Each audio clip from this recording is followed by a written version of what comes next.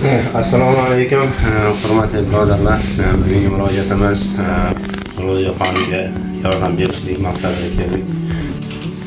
Birodarlar, bu o'zimizning qishlog'imizdan shu do'stlik qishlog'idan Miloy akani o'g'illari Dilshod akani qizi ekan.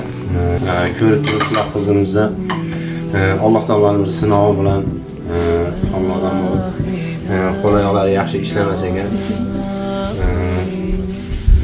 Ramazon oyida qo'limizdan kelganicha ehsonlarni bersak, shunday bir qizchalarga bir yordam qilsak yaxshi bo'lar edi. Birodarlar, har birimizni oilamizda farzandlarimiz bor. Alloh taolo qanday farzand beradi, qizmi, o'g'ilmi yoki qanday holatda og'riqsang bersa ham Alloh taolo bergan farzandiga shukr qilishligimiz kerak.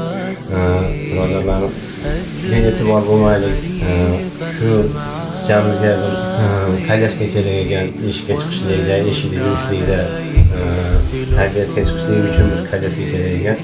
Shu kolyaskasiga bir yordam beraylik. Ro'ziyoxon, eshiklarga chiqib aylanish xohlaysizmi siz ham?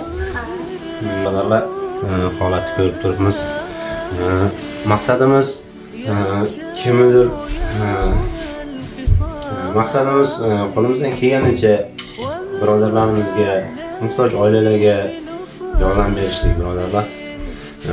Bee'tibor bo'lmasdan qo'limizdan kelganicha shu qizchamiz uchun yordam bersak, mana bunday o'yinchoqlar bilan shu oilaning o'zida, shu uy ichida o'zini o'zi ovutib o'tirar ekan. Bu qizchamiz bilan ota-onasi doimo bir yonida, ota-onani qaramog'ida bo'lmasa, o'zi bilan o'zini eplay olmas ekan.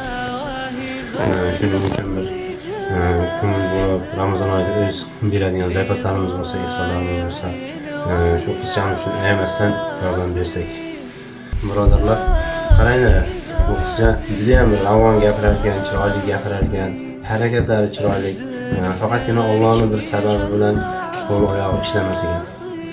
Bee'tibor bo'lmaylik. Assalomu alaykum va rahmatullohi va barakatuh.